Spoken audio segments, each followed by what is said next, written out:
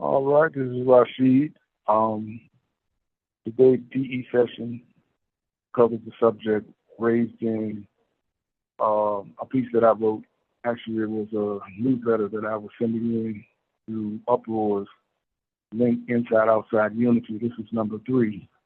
The subject that I covered in this particular newsletter was the abuses and uses of canines against prisoners in Virginia's prisons, which is something that occurs at an outrageous level of abuse. It follows as a process of historical abuse, weaponization of canines against oppressed people, particularly people of color, that goes back to the era of slavery from Brazil, Cuba, the southern United States, to repression of protests during the civil rights era, to now the targeting of primarily black and brown prisoners at the prisons in southwestern Virginia, where the uses of these canines are concentrated, primarily River North, Red Onion, Wallens Ridge, King Mountain. They're now at a medium security southwestern Virginia prison, Pocahontas. And in Virginia, the canines have been used at levels unheard of inside of prisons anywhere in the country. In most states, the uses of canines for any purposes of force are almost negligible, whereas in Virginia, there are literally hundreds of abuses of these animals over just a short span of a few years. I witnessed and have also been the target of abuses of canines for decades within the Virginia prison system. And I've witnessed the brutal maiming, mauling of prisoners just out of basic malicious motives of guards. You know, they'll instigate situations and create situations where the use of the force were not even justified at all as a pretext for allowing these animals to maul prisoners, and they make a game and joke out of allowing the dogs to just rip prisoners apart. It began in the mid-90s. There was a pilot program at one of the prisons in Virginia, Powhatan, where canines began to be used in cell extractions. And I was, I believe, the first or the second Virginia prisoner who the canines were used against. They had sent a Rockwall in my cell the first time and attempted to use both a Rockwall and a German Shepherd against me the day after. I was able to repel the animal without suffering injury. The second time, they were pretty blatant about intending to allow the dogs to basically rip me apart. Another prisoner intervened, so I basically submitted to being handcuffed after the cell door was open, and they were waiting for me to come out of the cell. They had the dogs outside of the cell waiting to let them go on me, but another prisoner spoke up. I turned my back, allowed them to handcuff me and bring me out of the cell. But there were many other occasions afterward when canines were used against me in cell extractions. And I was fortunate to avoid any physical injuries, any bites. But I witnessed incidents where actually shortly after that, they were used against a prisoner named Dominique. And one of the Rottweilers literally ripped his forearm apart to the point they almost had to amputate it. They had to rush him to the hospital and perform emergency surgery, skin grafts. And it was after that incident, which was shortly after they used the dogs on me, they stopped using the canines because of the outside publicity and the injury that he suffered in what was just a basic cell extraction, which that level of force wasn't justified. They brought the dogs back during 2005 when they converted Wallens Ridge into maximum security prison from a supermax and created what was supposed to be general population after they had exhausted every attempt to fill Wallens Ridge and Red Onion with prisoners under supermax classification. And Virginia never had even a fraction of the number of prisoners to fill those two prisons, which were designated as supermaxes, and they had falsely projected to the public they needed to house multitudes of allegedly dangerous prisoners who were never going to be released. So after that period, there have been multitudes of abuses of the canines, them using attack dogs in prisons after they've been subdued, after they have submitted, after little minor fist fights, they lay on the ground with their arms extended, legs extended, the guards still set the dogs loose on them. There have been incidents where prisoners have had entire chunks of flesh ripped out of them, as in the case of Walter Kissy, just a couple of years ago at River North, where he had a softball chunk of meat ripped out of his leg while he was handcuffed and shackled, laying on the floor, blinded by men not resisting, after he was attacked unjustifiably by guards, after they had restrained him for approximately 2 minutes after he was already subdued, and not involved in any type of resistance. They let a dog go on him. The dog ripped his leg out. So it's important that the public be aware of this. And the abuses were so widespread that they passed a law in 2024, Virginia legislature, to contain and control the uses of canines in Virginia prisons. After a wide level of protest about the abuses of dogs, they still have continued to abuse the dogs even after that law was passed. So part of what I wanted to do with UPROAR is to engage in some public protest to bring attention to the abuse of these animals and to bring these abuses to an end. So that is what prompted me to write about this and to place it in historical context. And that's what this subject is about during this session. So I'll begin reading the Inside Outside Unity newsletter number 3, which was created for educational media purposes. And it begins, "Welcome to Inside Outside Unity, a project of BP Publishers to expand the political and social knowledge of the incarcerated. Related to the topic covered in this issue, uses of attack dogs in Virginia prisons, attorneys with the Georgetown Civil Rights Clinic want to hear from any prisoners who have been victims of canine attacks in Virginia prisons. Anyone who's been a victim or with information on any such attacks, please contact attorney Nicole Rialt at Georgetown Law Civil Rights Clinic, 600 New Jersey Avenue Northwest, 3352, Washington, D.C., 20001. Phone number 202-661-6505. The following is a summary of recent articles published on RashidMod.com and other platforms. Although attack dogs have been routinely used in Virginia prisons for decades, since the early 2000s, it is only now becoming an issue of public awareness and concern. The subject has begun receiving public attention through reports such as the July 23, 2023 Insider article by Hannah Beckler titled, "Patrol Dogs Are Terrorizing and Mauling Prisoners Inside the United States." The use of dogs in Virginia prisons was the main focus of this article because of the extreme numbers of uses of dogs in Virginia compared to other states. The Insider found reports of 271 dog attacks in Virginia prisons between 2017 and 2022, compared to the next highest number during the same period, which was in Arizona, of only 15 dog attacks. I'll pass to Evie.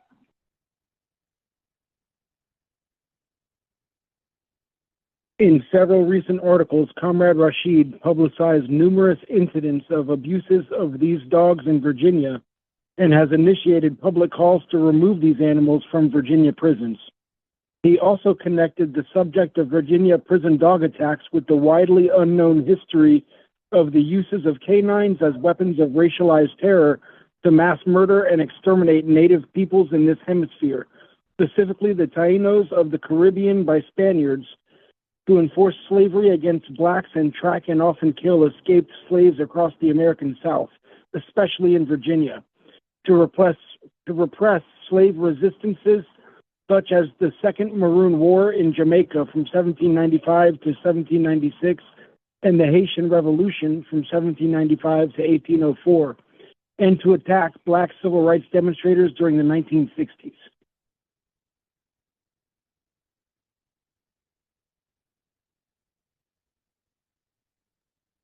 Okay. The uses of dogs to attack and maul humans were deemed barbaric and inhumane during each of these periods and led to public opposition.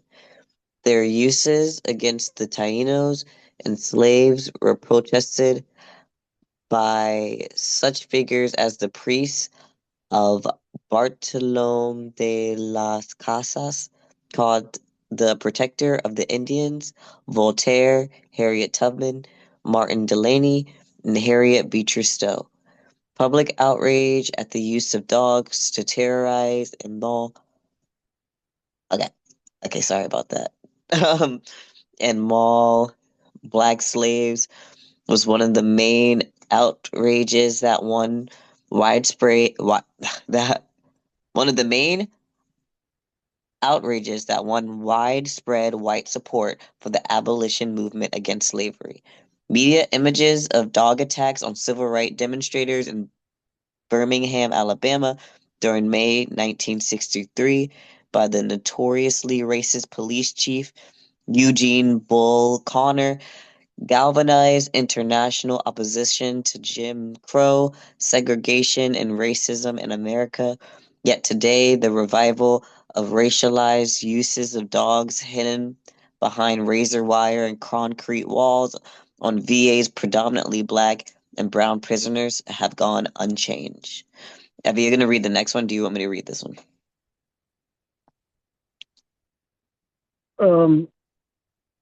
Somebody can go next.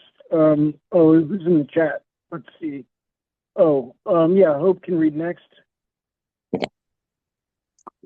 Okay. Interestingly, the uses of dogs to maul humans was criminalized during the U.S. Civil War, when Confederates began using their slave hounds against Union soldiers in combat and prisoners of war camps.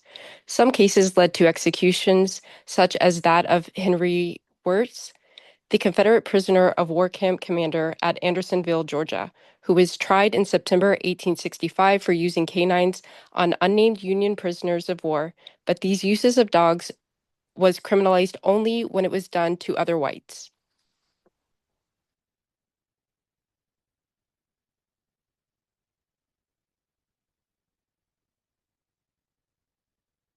Anya, if you're able, or if you don't want to, that's also okay. And then Kevin, if you want, and then Morgan. I'm gonna have to pass my. I ain't got my glasses. Bird.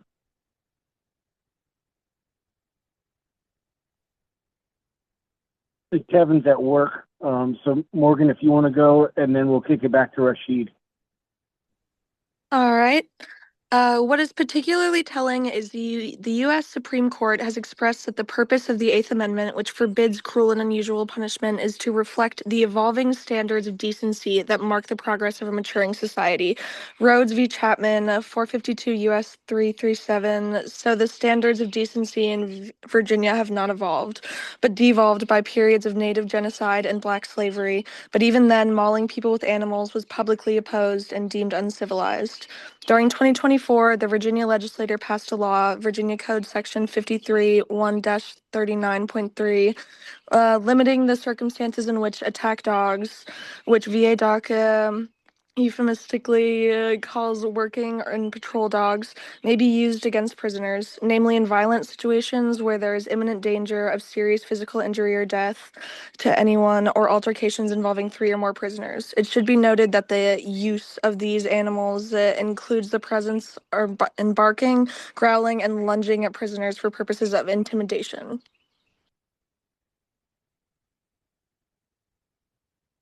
The push for laws limiting the uses of attack dogs came not out of concern for the widespread abuses of the animals on Virginia prisoners, but rather after a dog was allegedly killed by a prisoner at Sussex 1 during 2024, which was widely and sympathetically publicized in the media and included Virginia Department of Corrections Director Chadwick Dotson giving a eulogy to the dead animal on the televised news.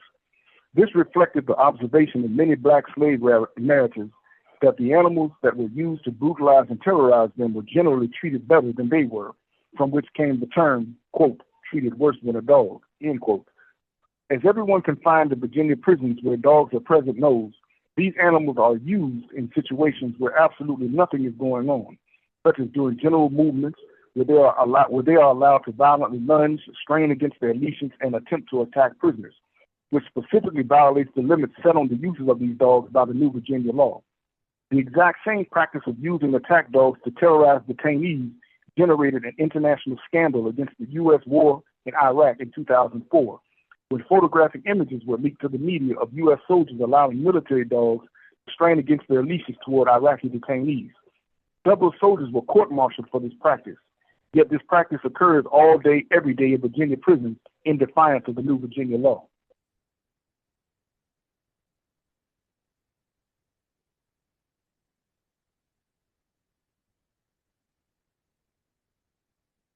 These animals are also being assigned for use only at prisons in the Virginia Department of Corrections, predominantly white-staffed Western region, where Virginia's high-security prisons are strategically located in remote, segregated white communities, while the vast majority of those confined in these prisons are black and brown. This repeats the historical use of dogs as weapons of racialized violence.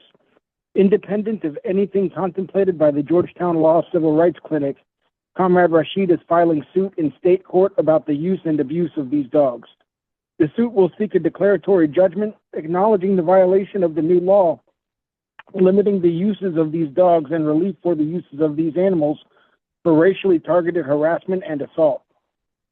The governing laws will be Virginia Code Sections 8.01-184 and 8.01-191, Declaratory Judgment Act 8.01-442.1, Civil Action for Racial or Ethnic Harassment, Violence, or Vandalism, and 8.01-221, Damages from Violation of Statute.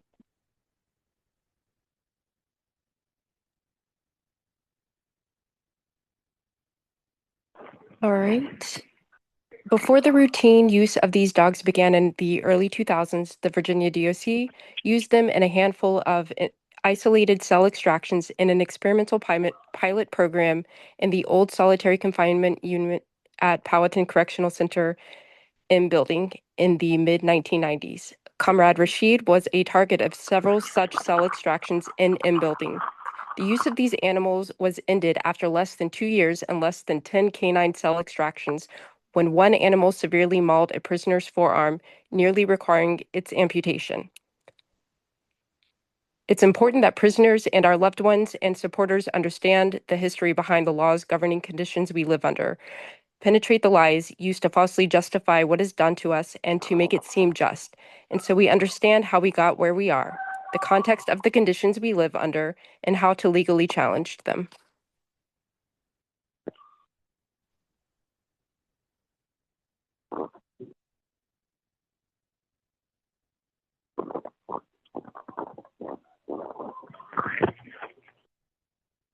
Levi, you ready?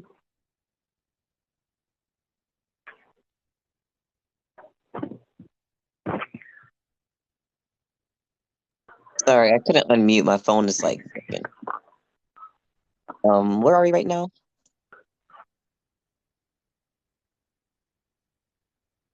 What paragraph? I believe. The last two paragraphs starting, if you know other prisons. Yeah, if you know other prisons, if you know other prisoners or outside loved ones, supporters, etc., interested in receiving these inside-outside Unity updates, please send us their names and numbers or email addresses via return message here on JPEG. Also, to get outside people involved with UPROAR, uniting prisoners, relatives, organizing against repression, and send them to our IG page, or have them contact UPROAR members at mayfirst.list.org. Spread the word. That's all. All right. That wraps up the newsletter. Just a brief outline of the abuse of canines going on in Virginia prisons and the historical backdrop. A number of the comrades on the call now have shared that they know or are familiar with the history of the abuses of canines, dogs, attack dogs, what were called historically Negro packs of dogs in the Americas, the South, during slavery.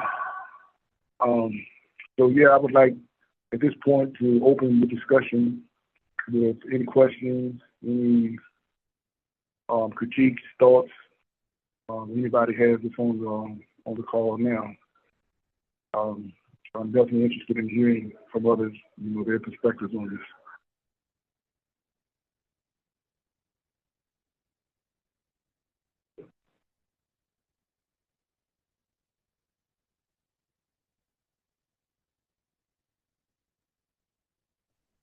When was the new law put into effect?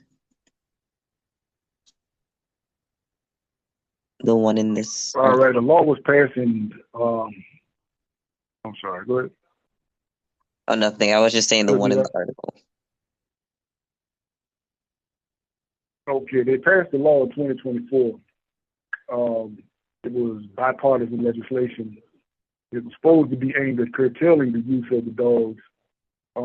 After the Insider did its investigation, it wrote the article about the abuses of canines and the high number of incidents nationwide, or high number of incidents in Virginia compared to the next highest state, which was 271 versus 15. And as I had mentioned, they passed the law, and the abuses of the dogs has not been curtailed in any regard. The law also required, well, specifically the law required that the dog attack or the uses of dogs be limited to situations of imminent danger and incidents involving three or more prisoners in a physical altercation.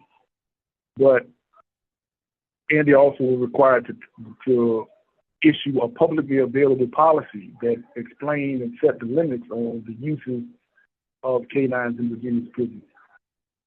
They have neither abided by the law and limited it to those circumstances of force, nor have they written a publicly available policy that set limits on when and where the dogs are used.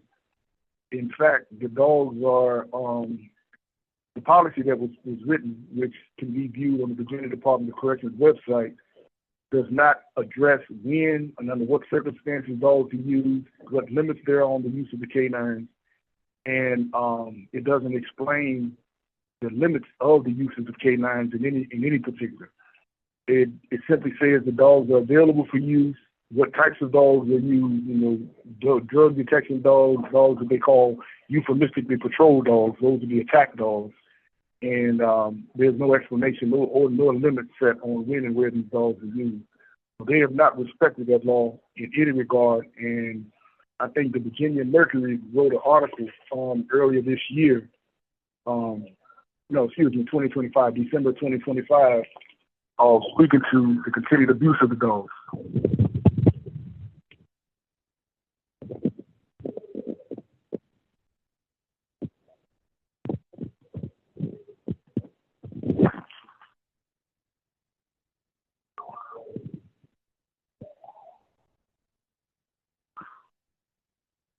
So I've got the law pulled up on the screen.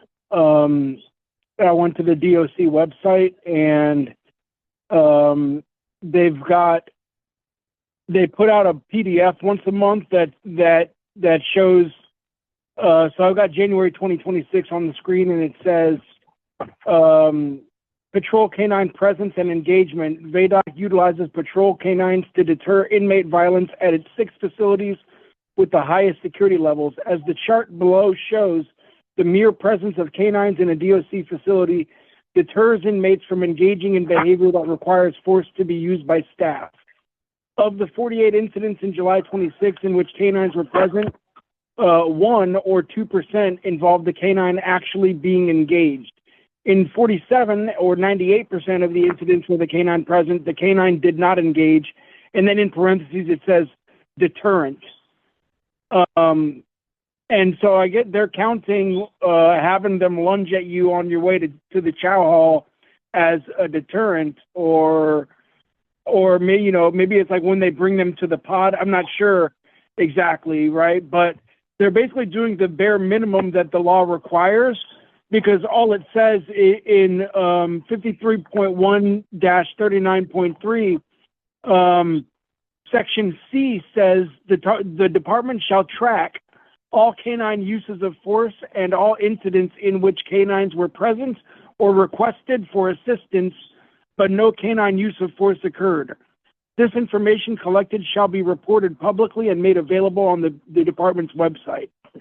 And so they're not giving any information on whether there was an injury, whether there was an investigation, like any of that, nor like what non-contact engagement even looks like. So this is like an example of what do they say, malicious compliance with the law. They're like following it to the letter, but not the spirit.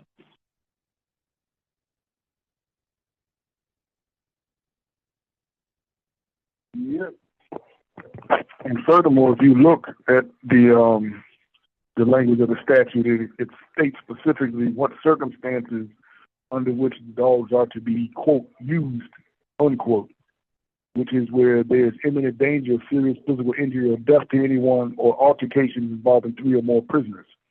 The use of canines includes them lunging, barking, the whole deterrent thing. So intimidating somebody with a dog is also using the dog, not just engaging and allowing the dog to bite someone. So all of us who have been imprisoned in Virginia's prisons, myself in particular, at Red Onion, Wallen's Red, Red Onion, particularly doing the use of these canines, Red Onion, Keene Mountain, and other institutions, these dogs are allowed to lunge, to rear up on their hind legs, to attempt to attack prisoners just throughout the day, doing just general movement. You could be walking to the chow hall, you could be going to school, you could be going to religious programs, you could be going to get your medication. The dogs are lined up on the side of the walkways and allowed to lunge to within inches of your body. They're actually, by policy, supposed to remain 15 feet away from the prisoners, but the guards are allowed to have these dogs right up against you, near you, and to just strain against their leashes. In some cases, they actually pull the guards along. They're so powerful in relation to the guards who are supposed to be their handlers that they'll move the guards towards you, pulling and lunging at you, attempting to bite you. And they egg the dogs on to do this. They'll give them little calls and make little noises that trigger them to do this when prisoners are walking by. And as I said, they literally come within inches, 3 and 4 inches of actually biting your body. And this is a use of dogs, which is in blatant violation of this law. But this is how they are allowed to engage and abuse these animals inside these institutions.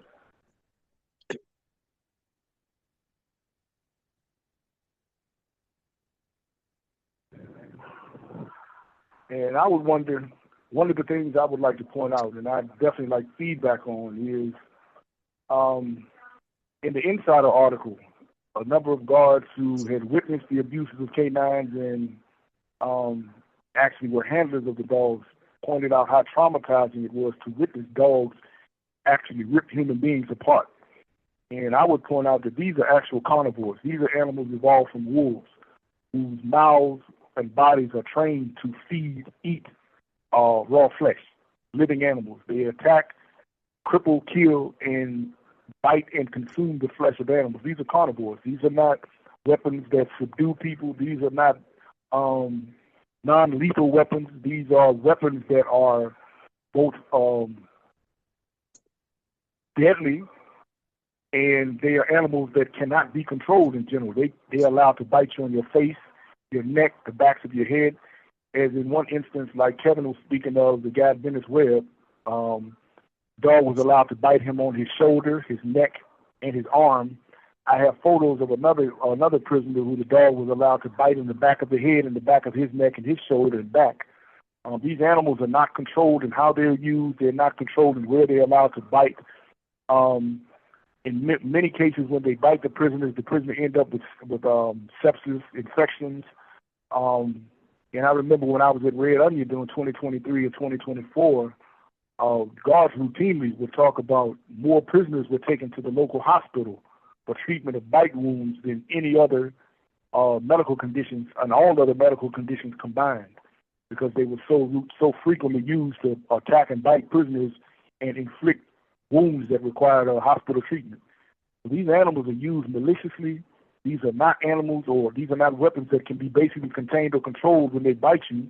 They're animals whose mouths, teeth are designed to rip, tear, and consume flesh. These are carnivorous animals, and I don't understand how, at this stage of history, people are not outraged by the very fact of using these types of creatures to allegedly subdue and contain someone, when even back during the slavery era and the era of Jim Crow segregation, the uses of these animals were recognized to be barbaric, inhumane, and in each case generated public protest.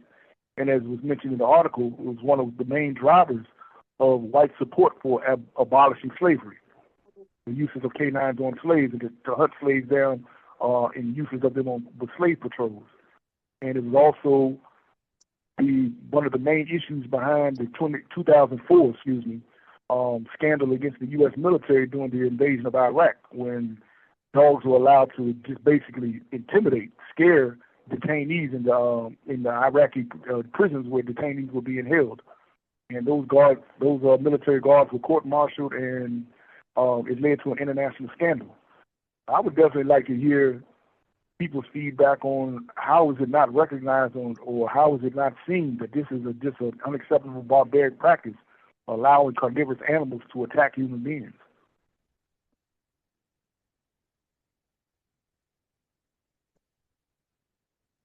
Hope, I see Hope and then Levi have their hands raised.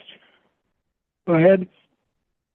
Yeah, so I just kind of want to point out that it's a little bit of a misnomer to say dogs allowed to, because as Rashid pointed out, these are carnivorous animals. So I think it sort of asserts this illusion that we actually do have control over animals that have abilities far beyond what we can actually control. And so to write it into policy as if we are allowing the animals to deter or control certain environments, when really we don't have that control as far as how we can restrain them when it comes to them attacking. So I think I don't know. it is barbaric, and we don't. It only takes just a fraction of a second. I mean, I'm not a large person, but I've definitely been walked by a dog. So it would be very reckless of me to assume that if I were to have to control a dog against another person, that I could adequately do so. And I think it is really fooling ourselves to believe that people maintaining these dogs are have the ability to actually like stop it or control it in a way.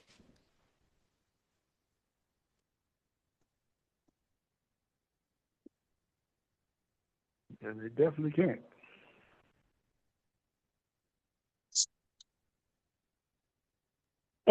I've been scrolling on the screen through another Rashid article, one from March of last year titled "Reviving Slave Hounds and Canine Crimes in Virginia's Prisons," because it went into detail about several of the cases that Rashid mentioned earlier, and and some that weren't mentioned. But just scrolling through this article, I mean, it's case after case, right? And there are lawsuits that you can look up yourselves and that kind of thing, right? But let's see here. Antoine Witten,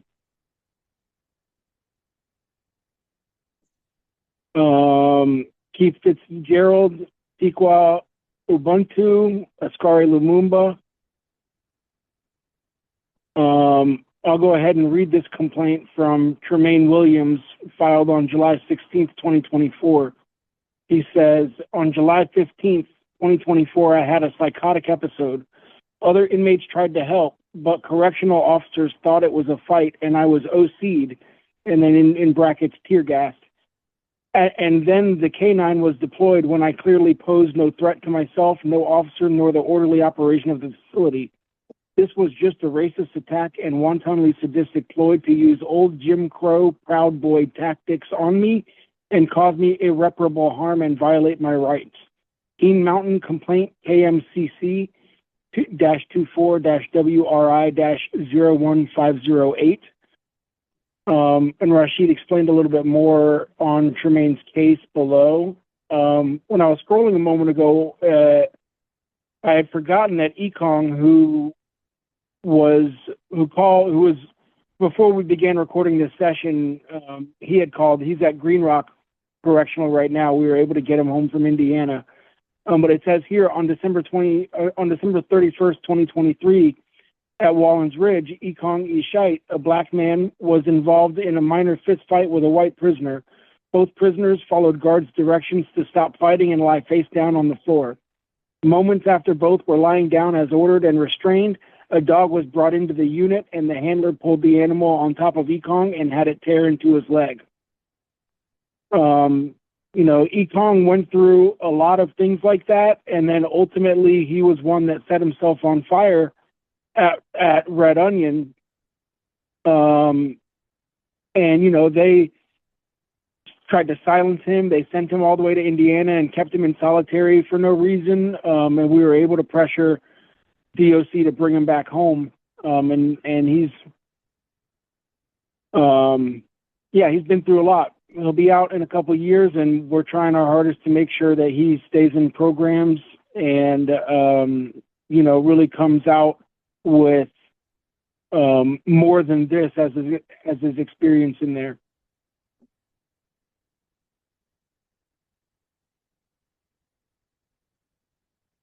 Yeah, this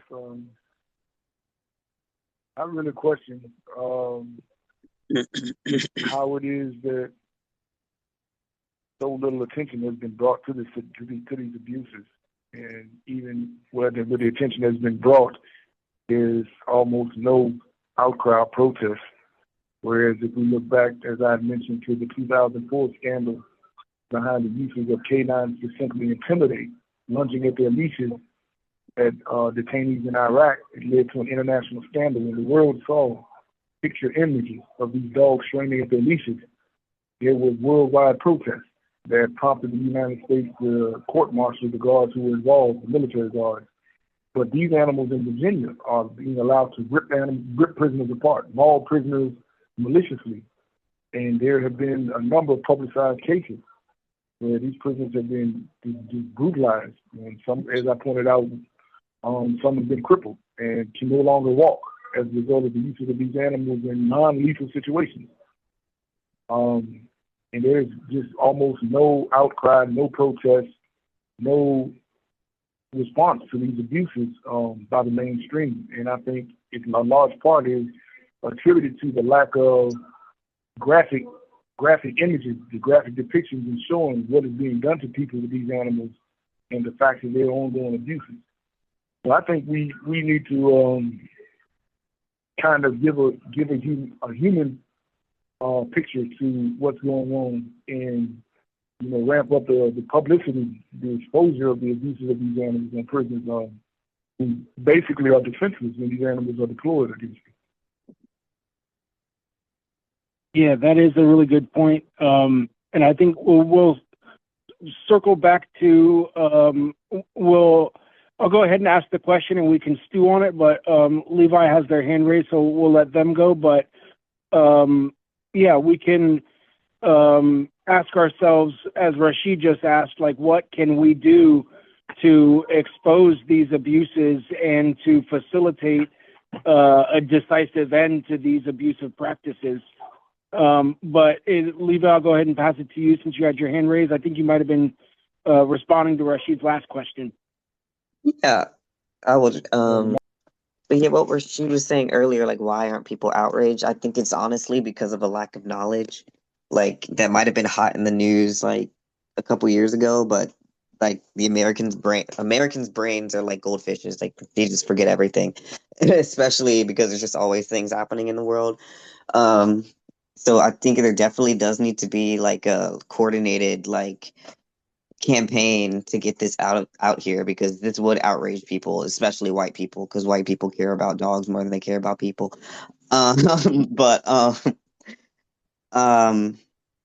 Yeah, like most things with like prison abuse and things like that, like the state spends billions of dollars to cover this stuff up. So like it makes sense that people don't know about this because they do everything they can to cover it up.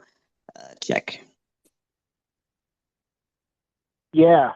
So, what I'm hearing you say is that if they're spending effort covering it up and keeping the public from knowing, then it should be on us to spend greater effort relative to our capacity, at least, on exposing it, right? And so we can, like in this article that I've got pulled up on the screen, the Reviving Slave Hounds one, essentially we can reach out to each of these guys on here, right? And some of them may be more willing to speak than others. depending on what kind of retaliation they have faced already, what kind of retaliation they might face. We talked earlier about Georgetown Law Civil Rights Clinic, and I didn't mention this earlier yet, but one of the victims of Virginia's slave hounds is a man named Lawrence Bazemore. Lawrence was Styles now, but he was Bazemore when he was attacked, and he said use Bazemore when talking about this.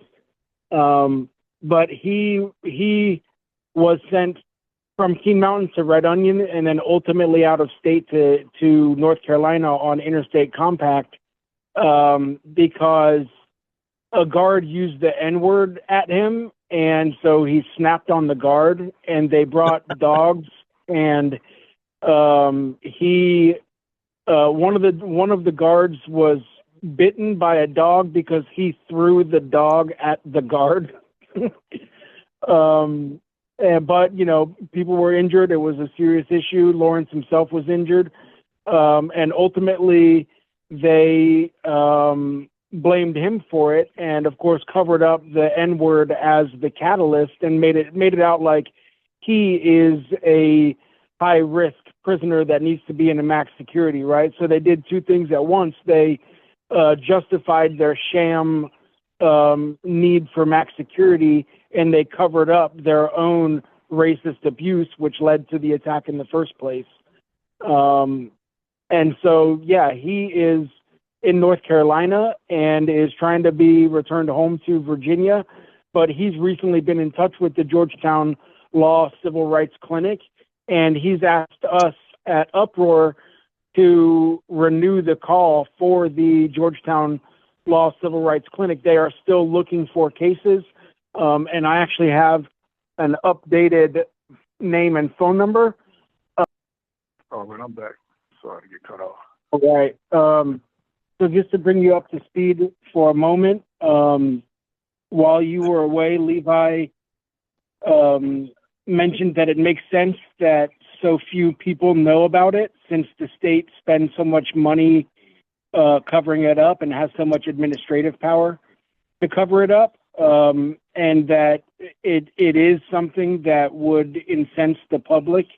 And the evidence Levi gave for that was white people get upset about animal abuse, and that's so sad and so true. And so then I was talking a little bit about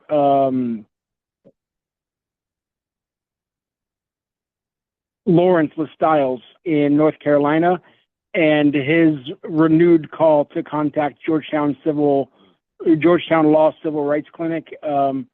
And there is a new contact, a new phone number. I'm not sure yet whether we can distribute that one, so I won't say it here, but I will double check with Lawrence and with the attorney herself. And so yeah, Levi said that, a mass campaign makes sense to counter their concerted effort to cover it up. Right. So then, that kind of brings us back to the open question from before you left, Rashid, which is what methods can we use together? Like, what do we do as individuals and as a group to bring light to this and to shift the balance of forces?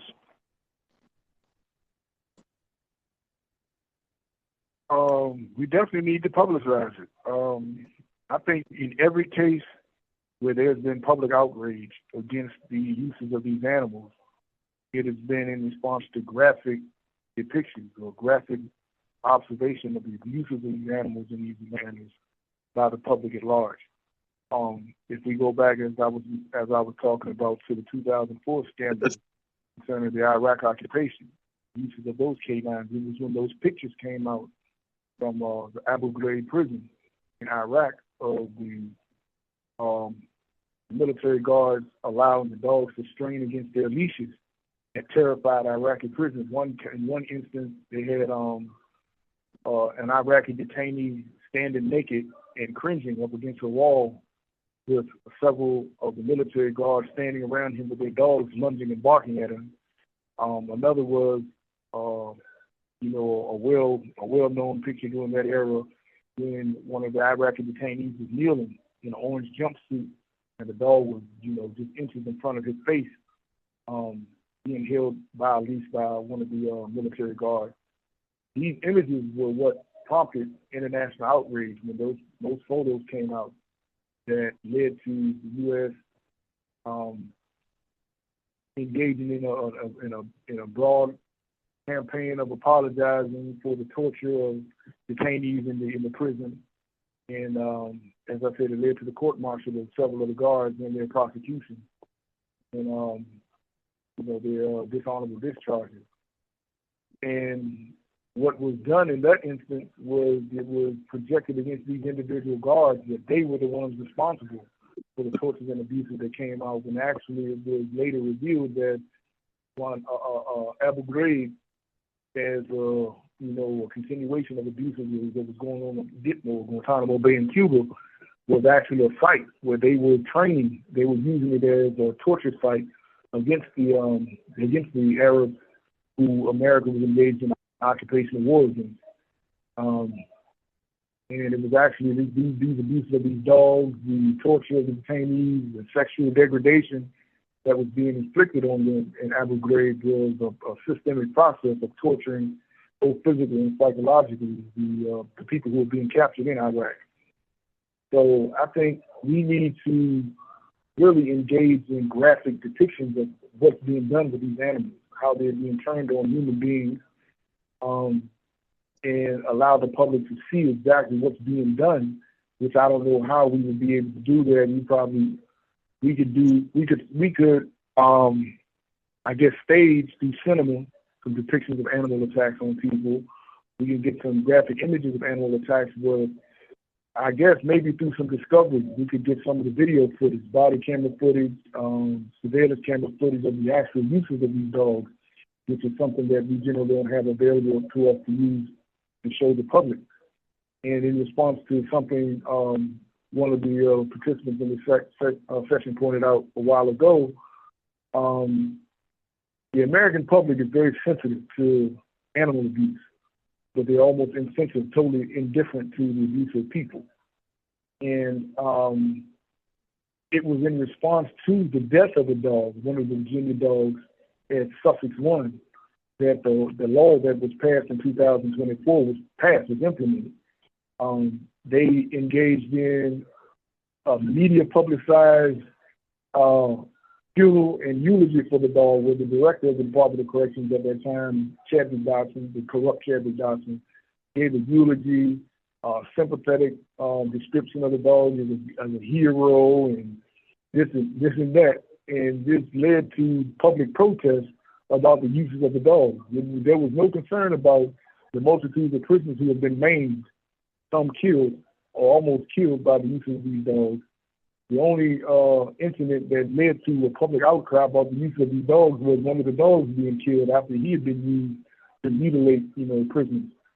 So I guess we'd have to mix both the abuses of the canines against prisoners and the abuses of the canines by the officials, and the extreme suffering that these animals have gone through as well, which was discussed in the Insider article, how the animals were traumatized, brutalized, beaten by the guard, neglected as far as their health, their maintenance. They're traumatized, they're made to attack human beings, which for a lot of animals is traumatic. It causes them all sorts of obvious psychological problems, instability. One dog had to be put down because they couldn't control him anymore after he had been used to attack so many humans. And it's just a cycle. It's a cycle of just animalistic abuse that there can be no rationalizing, there can be no humanizing. You're turning a carnivore into human beings and allow it to maul and maim them. And there's no way to depict that as anything but savage and barbaric.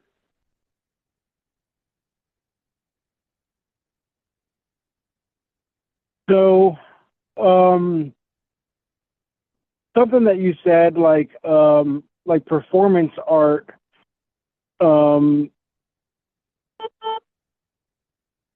made sense to me. And I wonder, so looking at your Reviving Slave Hounds article and seeing how many names there are,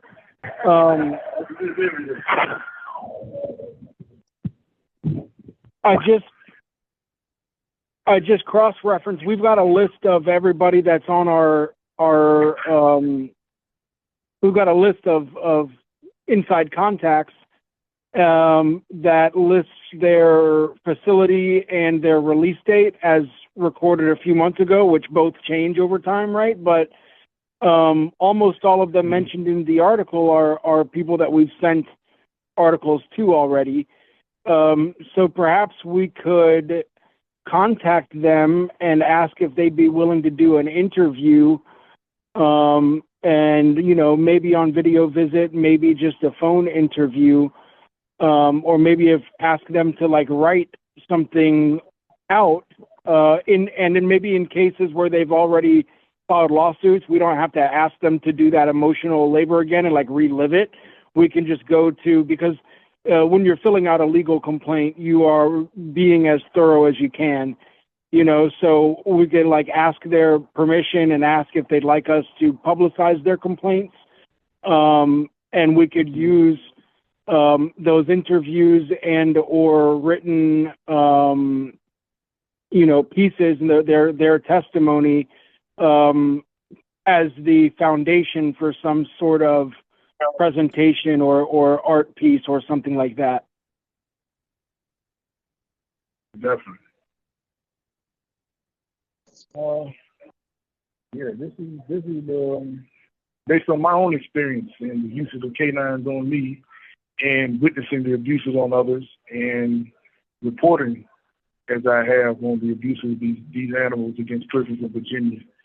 This is something that needs immediate and broad publicity, and we need to come out in opposition to it and make them, force them to stop this practice. As I said, this was hundreds of years ago recognized to be barbaric, intolerable, and prompted a large amount of, you know, public protest and opposition. So why is it now that, you know, in this so-called modern era, there's not, you know, any resistance or opposition to this, except with, you know, a few media outlets have challenged it and publicized it, but there's no action being taken to stop it.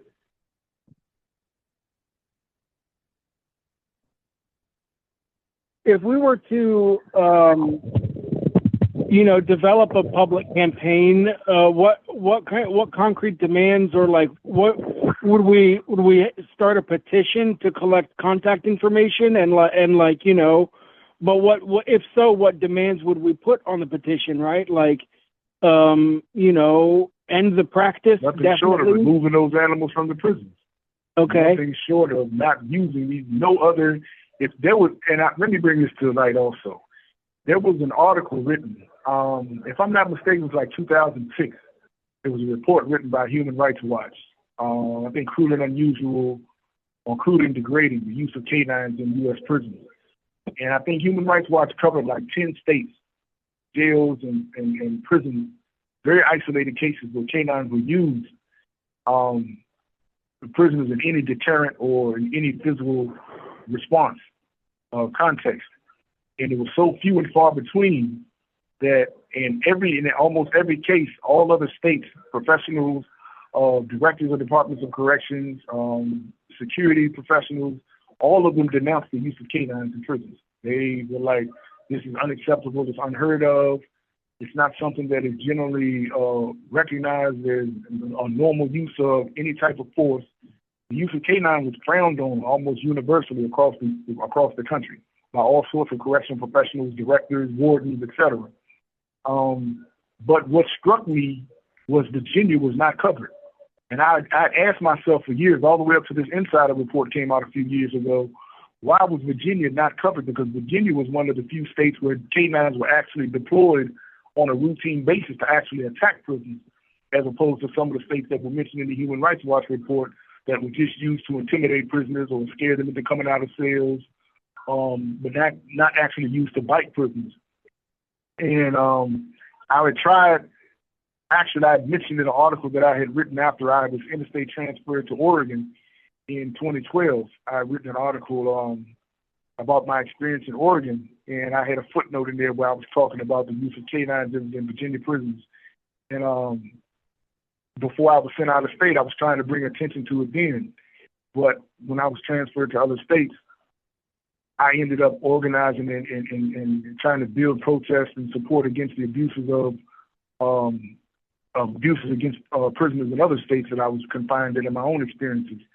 But going all the way back then, this has been going on for decades, and there was no response, and up until just a couple of years ago, when the Insider put that report out about the astronomical rate at which dogs are being used against Virginia prisoners versus other states, and how Virginia is like just a total outlier, is not compared to any other state in the level of uses of dogs and just the very fact of uses of dogs at all.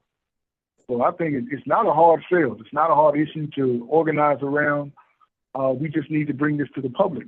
And again, across the country, prison guard professionals, prison directors, etc., are in opposition to the use of canines. Animals are not used like this in almost any other state anywhere else.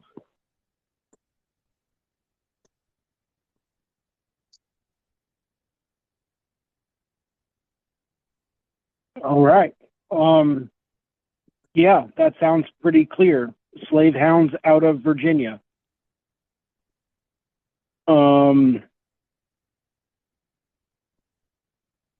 So we would want to get in touch with at least all of these folks and pass around word inside however we can that we're looking for firsthand accounts, eyewitness accounts, and it happened to me personally accounts. We want to simultaneously connect them with Georgetown Law Civil Rights Clinic, and also ask them if they would like their they would like their story to be used in a public campaign. We can put all of the stories together in one place on the internet, like on the UPROAR website or something like that. And we can, develop a petition, develop some graphics, and invite people to participate in a structured campaign against it, right? And we can kind of open even beyond just UPROAR. We can maybe it's a project of UPROAR's or something, but we would just maybe we assign a couple people to overall oversight of it, but we make it a broad coalition issue for people of conscience to participate in. Flyer public spaces, talk to people in person, get petition signatures, do some research, put together, and Rashid has mentioned several excellent research sources already, some places to start, and really put together a strong evidence packet to back up everything we're saying, which is, there's evidence abound, and really press on it in a coordinated way is what I'm hearing. Definitely.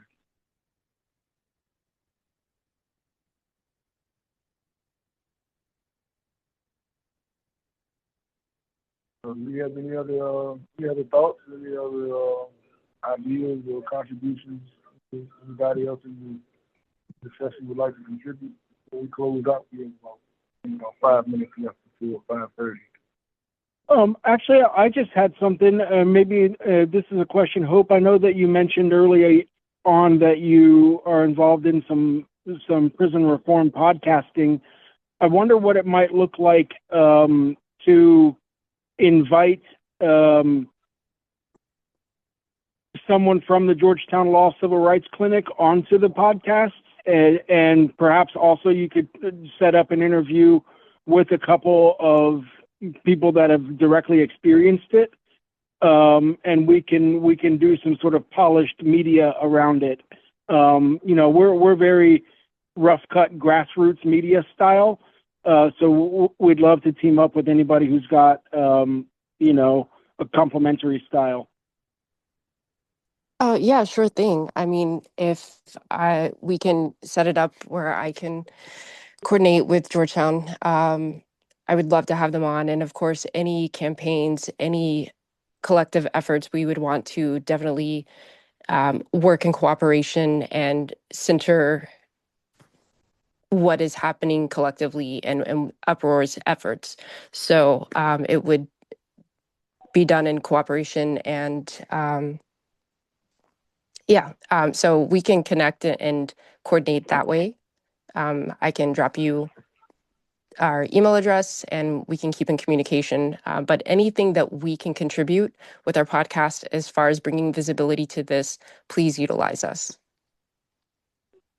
Awesome. Yeah, thank you. Yeah, and some of the guys that are on the list in the article that Rashid has written that I'm a little bit closer to or in more contact with, I'll reach out to them and see if they're willing to do interviews. I know that they'll say yes, and we'll figure out the logistics of that. Maybe we'll help you set up a GTL account if you don't have one yet. Hope. Let's keep in touch. Cool. Does anybody have any closing thoughts or questions or comments? When we get that petition started, I'm ready to go out and get some names and numbers. Cool. Well, thanks everybody. We will be sending out an email in the next day or two or three with next week's political education study topic, and we will also be in touch regarding this campaign.